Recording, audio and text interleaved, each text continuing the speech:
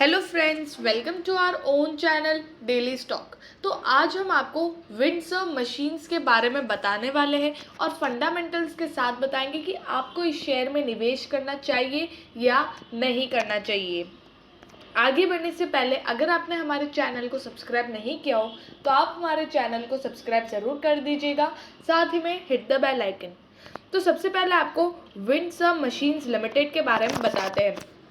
तो ये plastic processing machineries बनाते हैं, मतलब ये इनका बिजनेस है जिसमें ये पाइप एक्सट्रूजन। अब पाइप एक्सट्रूजन मतलब ये कहाँ कहाँ पे काम आता है, ये आपको एग्रीकल्चर, ड्रिप इरिगेशन और पोर्टेबल ड्रिंकिंग वाटर सोल्यूशन में ये चीज़ आपको काम आती है। ब्लो फिल्म एक्सट्रूजन की बात करें तो ये आपको lamination film, milk pouches, edible oil packaging, shrink and stretch wrap films, surface protection films, agriculture film. तो ये वैरायटी ऑफ जो बेरिया फिल्म्स है इसमें आपको ये मशीन यूज़ आती है। और अगर इंजेक्शन मोल्डिंग मशीन की बात करें तो ये आपको बहुत सारे एप्लीकेशंस में यूज़ आती है। हाउस होल्ड हो गया, thermoware, furniture, health care, electrical and electronics, automobile industry. तो ये सारी जगह ये मशीन से यूज़ होती है और ये मशीन्स बनाती है, मतलब विंडसर्व मशीन्स इन मशीन्स को बनाती है। अब यहाँ पर कंपनी डेटा की बात करें तो मार्केट कैप है कंपनी का 242.52 करोड़ का। तो ये एक स्मॉल कैप कंपनी है जिसका इंडस्ट्री का पी अगर आप देखोगे तो 22.26 है, लेकिन कंपनी का पी 30.87 है। तो अगर ये इंडस्ट्री के प्राइस से अगर आप देखें तो ये आपको ज़्यादा प्राइस पे मिल रहा है। अगर यहाँ पर इसका जो प्रॉफिट है, जो नेट प्रॉफिट होता है, वो अगर इंक्रीज होने लगे तो यहाँ पर प्राइस टू अर्निंग रेशियो कम हो जाएगा अपने आप, लेकिन वो बढ़ नहीं रहा है। अब बुक प्राइस की बात करें तो वो आपको बुक वैल्यू से कम प्राइस पे मिल रहा है। अब इसकी बुक वैल्यू 45.59, लेकिन ये आपको 0.82 टाइम्स पे ही आपको ये शेयर मिल रहा है। डिलीवरेबल परसेंटेज की बात करें तो 49.26 है, मतलब इतनी डिलीवरी इस शेयर की उठाई गई है। अब यहाँ पर बात करते हैं फाइनेंशियल ट्रेंड की।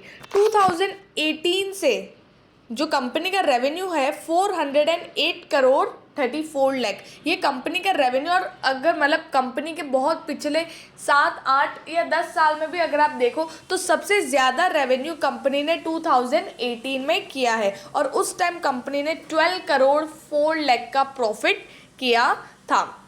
उसके बाद से कंपनी का रेवेन्यू फिर से उतना ही हो गया जितना कंपनी 2018 के पहले कर रही थी, 369 करोड़ 27 लाख, देन 294 करोड़ 64 लाख, और तब कंपनी 3 करोड़ और 7 करोड़ 35 लाख के लॉस में थी। 2021 में फिर से कंपनी ने रिकवर किया है और 315 करोड़ 28 लाख का कंपनी ने रेवेन्यू किया और 10 करोड़ 84 लाख का प्रॉफिट किया है। अब यहाँ पर बात यह है कि यहाँ से ये चीज़ इंक्रीज होती, यहाँ से रेवेन्यू इंक्रीज होता है तो कंपनी का शेयर प्राइस यहाँ पर फिर से इंक्रीज होता हुआ नज़र आ सकता है। लेकिन यहाँ पर जो रेवेन्यू है कंपनी पास्ट ईयर्स में भी इतना ही कर रहा था, लाइक इससे ज़्यादा कंपनी से हो ही नहीं पा रहा, तो ये एक ग्रोथ कंपनी नहीं है। ठीक है। अब यहाँ पर शेयर होल्डिंग पैटर्न की बात करें तो प्रमोटर के पास 53.9% का स्टेक है, फॉरेन इन्वेस्टर्स के पास भी 0.15% का स्टेक है, पब्लिक के पास, रिटेल इन्वेस्टर के पास देखें तो 45.92% का स्टेक है, और अदर्स की बात करें तो 0.01% का स्टेक है, और डोमेस्टिक इन्वेस्टर्स के पास भी 0 पॉइंट समथिंग का स्टेक है। तो ये कंपनी की ओवरऑल शेयर होल्डिंग पैटर्न है जो इतनी, मतलब लाइक प्रमोटर के पास अच्छा खासा स्टेक है, लेकिन फॉरेन इन्वेस्टर्स, डोमेस्टिक इन्वेस्टर्स उनका इतना लाइक उनके पास इतना अच्छा स्टेक नहीं है। अब यहाँ पर बात करते हैं रेवेन्यू स्टेटमेंट की। तो मार्च में कंपनी ने अच्छा खासा सेल्स किया था, मार्च के क्वार्टर में 122 करोड़ का सेल्स किया। जून और सितंबर में कंपनी का जो सेल्स वो फिर से नीचे आ गया 48 करोड़ 86 करोड़। तो अगर आप ओवरऑल भी एस्टिमेशन करते हो, अगर 48 और 86 और दिसंबर और मार्च का फिर से मिलाओ तो 50 या 50 अगर आप रखते हो तो भी कंपनी का 300 करोड़ से ज़्यादा का रेवेन्यू नहीं हो पा रहा है। अगर दिसंबर और मार्च में फिर से अच्छा परफॉर्म करती है तो यहाँ पर कंपनी के चांसेस है कंपनी के चांसेस है कि ऊपर आ सके। नेट प्रॉफिट यहाँ पर देखेंगे तो मार्च में तो 13 करोड़ का प्रॉफिट किया है, लेकिन जून और सितंबर में कंपनी लॉस में थी। तो रेवेन्यू स्टेटमेंट भी यहाँ पर इस साल का इतना अट्रैक्टिव नहीं लग रहा है। अब बात करते हैं रिटर्न रेशोज़ की। तो 2019 और 2020 जब कंपनी लॉस में थी तो कंपनी के जो रिटर्न रेशोज़ है वो भी यहाँ पर माइनस में थे। जैसे कि रिटर्न ऑन इक्विटी देखेंगे तो वो माइनस में है। अब यहाँ पर क्या होता है कि जो कंपनी के जो शेयर होल्डर्स है उन्होंने जो पैसा लगाया इस कंपनी पे, उन पैसों को यूज़ करके कैसा रिटर्न देती है कंपनी। तो जब कंपनी को प्रॉफिट ही नहीं हुआ है तो कंपनी क्या रिटर्न करेगी। तो 2019 और 20 में -1.04 -2.67% का ROE है, लेकिन 2021 में जब कंपनी 10 करोड़ के प्रॉफिट में थी तब कंपनी ने 3.78% का रिटर्न दिया है। ROC की बात करें तो 4.11% था, वो 4.15% हुआ, इंक्रीज हुआ है। ROC मतलब जो कंपनी का कैपिटल है उसको कितना एफिशिएंटली यूज़ करके रिटर्न मिल रहा है। रिटर्न ऑन एसेट्स की बात करेंगे तो वो भी -0.48% था और वो भी इंक्रीज होकर पॉजिटिव में है 1.83% हो गया। तो रिटर्न रेशोज जो यहाँ पर फिर से इंक्रीज होता हुआ नजर आ रहा है।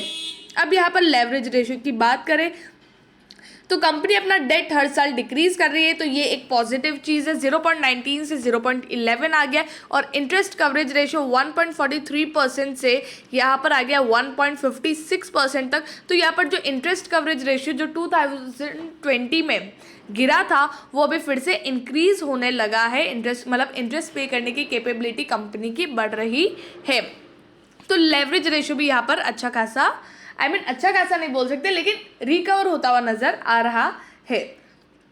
5 ईयर हाई की बात करें तो 161 रुपीज़ में, करंटली 37.35 पे इसका जो आज का लास्ट ट्रेडेड प्राइस था 2.05% आज अप था, 0.75 रुपीज़ अप था। तो जैसे कि ये कंपनी कोई ग्रोथ कंपनी नहीं है, मतलब कंपनी का जो रेवेन्यू है वो उतना ही स्टेगनेंट हो गया है, इतना ग्रोथ नहीं दिख रहा है। तो कंपनी का जो शेयर प्राइस है वो भी यहीं पे घूमता रहता है, ज़्यादा ऊपर नहीं जाता है।